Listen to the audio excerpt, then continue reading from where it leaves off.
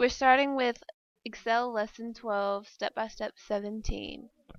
Copy the debt sales chart sheet before the Data X sheet and name the tab Debt Sales CAD.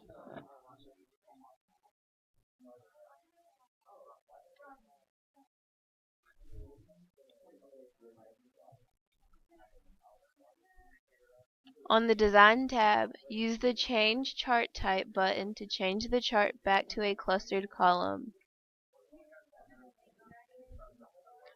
The horizontal axis shows each year and the categories repeat within each year.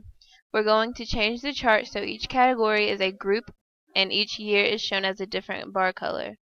On the Design tab, click the Switch Row Column button and the chart changes.